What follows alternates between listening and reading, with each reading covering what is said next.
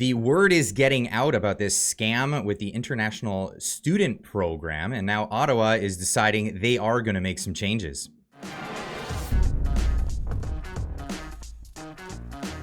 Darshan Maharaja, thank you so much for joining me once again. We did a video just the other week. It was an intense, over 1 hour and a half long video talking about your work in journalism to unravel this international student scandal that's happening in our country. And it looks like we have breaking news today. They're making some changes. They're capping the international student program. Can you tell me about this? Thank you, Clyde. It was, in fact, the response to that previous video was something unusual for me. Like this morning, I saw it had over 138K views. Now, that shows the extent to which Canadians were getting concerned about this out of control policy. The changes that the immigration minister has announced this morning, they are a small victory, but there is a lot still that we need to push on still. For example, he said that the number of international students will be capped at 364,000 a year, and this is supposed to represent a 35% reduction in the numbers. That's still quite a Now, lot. yeah, but see, if 364,000 represents a 35% reduction, then the starting number would have been 560,000. But Globe and Mail reported last year that for the current year of 2024, they were expecting about 1 million international students. So where is that discrepancy coming from between 560,000 and 1 million? Is it that their numbers of the target or whatever they call it, expectation or whatever, it is under presented? How did we end up getting 900,000 students last year when their targets are running in the range of 500, 600,000? It means that they're They pushing seem, beyond and they're allowing for more permits yeah, than are actually quoted yes, for. right. So this would have represented a 65% reduction instead of a 35% reduction. So that is one thing that I'm still trying to figure out. Secondly, the no more postgraduate programs for international students at public-private colleges from September 1. That still leaves the spring semester and the summer semester open for everybody to get in. And Mm-hmm. again, from September 1, meaning what? Because the visa would have been issued before that for the fall semester, because that begins in the first week of September. So you don't expect that visa to be issued at the very last minute. So you have potentially 3 semesters for which this change doesn't come into effect. The one thing where I think we can be unreservedly happy is that the open work permit of a spouse of a student, open meaning they can work for any employer, it's not tied to a specific employer, uh, that will only be issued to students in STEM fields and masters and medical fields and things like that. So all these college level students who were coming here with their families and their spouse took up a job on an open work permit, that is going to stop. So that is one thing where you can say that there are no ifs and buts, and we have some kind of a positive movement. So there's a lot to talk about and we're doing an update right now for the breaking story. Now we will be doing a longer discussion for the audience that'll be coming out in the next few days, where people can talk. We're going to talk about this more at length. But today in this story, now this story broke. Well, I mean, we put this one out there. This was the video that went out several days ago, and since then, this has really put a big pressure, a lot of pressure, not just this video, but a lot of people talking about this in a lot of forums elsewhere out there. It sparked a conversation, and now we see that they're actually listening to what's being said here. Largely ignored it before, largely said that this stuff didn't exist. Again, with conspiracy theories, or call you racist or whatever, but now they're actually addressing it. Here's Mark Miller this morning. Over each other, so we're going to work with them.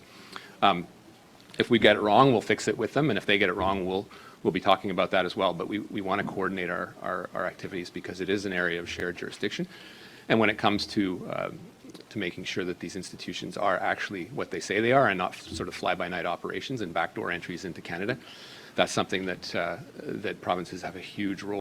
So this is a big problem. It was that, you know, we were talking about this. You were reporting that this is a back door for a lot of these immigrants to get in. It's not that they're coming because they want to be in this field of study. They want the permit, but they don't want to go through the regular immigration. So they're going to go through these backdoor fly-by-night colleges. Even going so far as to call it. Well, I mean, these are his words here. It is not the intention of this program to have sham commerce degrees or business degrees that are sitting on top of a massage parlor that someone doesn't even go to, and then they come into the province and drive an Uber. If you need a dedicated channel for Uber drivers in Canada, I can design that, but that isn't the. So this is the criticism here, is that well, these are the perverse incentives that have been put in place now because of your reporting, because of journalism, thanks to free journalism in this country still exists for the time being. Now it's us bringing this to light that actually is causing real political change here. How much further do we have to go with this, though? Oh, we have to go a lot further. First of all, these numbers are still too high. If you couple them with the immigration intake and then the student intake, even at 364,000. Secondly, this is just a temporary cap for 2 years. So you want to make sure that it doesn't go back to status quo ante. But you know, it strikes me that now suddenly immigration minister is talking about this being a shared jurisdiction, whereas until now the stand, especially among the diehard supporters of the government, was that it was the underfunding by the con premiers of the post-secondary. I mean, BCA has had an NDP government, so it's not about any party affiliation or political ideology. They are all in on it. Whatever whoever is benefiting in whatever way, they are all in on it.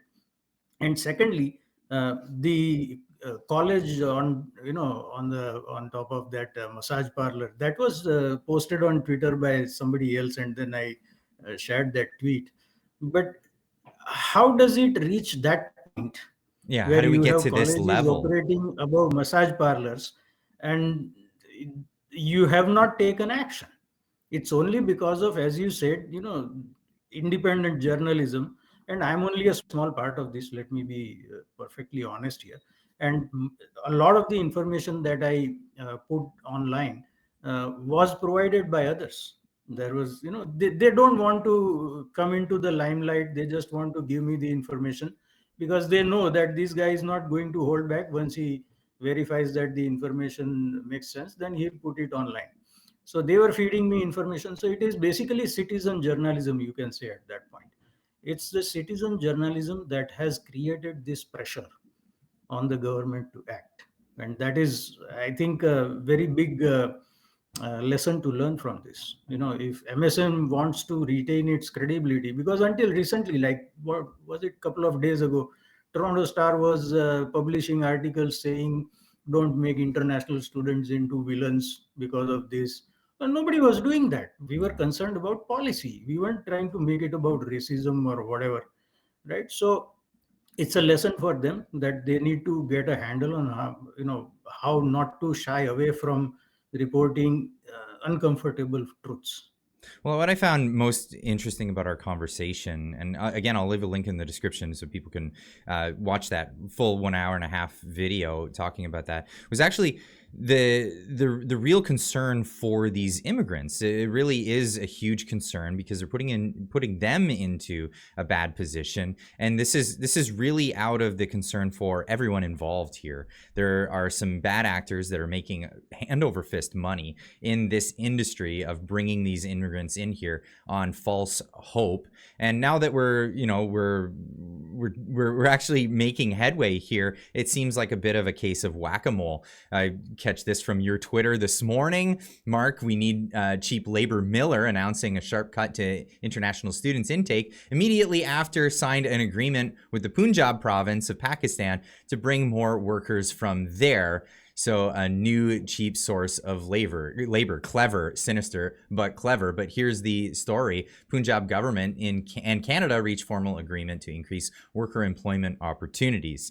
Can you briefly get into this? Because I know we're going to get into this in our longer discussion in more in depth. So please tune in for that. But just a brief. Most pertinently, Clyde, I don't see any Canadian media outlet reporting this. You try to search for this, you will only get links from Pakistani media. And there is BNN network. That's right. They are also reporting this. It was so Sakchi Khandelwal is the reporter there. So Khandelwal. So we can know that it's not domestic. Yeah, Khandelwal is actually a Hindu name, so I don't know where she is based. She could be still in Pakistan because there are a small minority of Hindus in Pakistan. But whatever it is, see, Canadian media is not picking this up. They should, because it was immediately clear to me within minutes of reflecting on the minister's announcement that the minister who was all for cheap labor has found another source for cheap labor. So now he can sacrifice this intake of international students, although that's going to make the post-secondary institutions unhappy. At least the employer part of his constituency is not unhappy. They are going to get their cheap labor. And they're going to get it one way or another. As I said in the previous point, our legacy media, mainstream media has to learn from this experience, because it's only citizen journalists who are bringing these relevant facts to the public forum. Well, thank you so much, Darshan, for joining me today. Oh, thank you for having me. And everyone, look forward to the longer version of this will be coming out either tomorrow or the next day. Thank you.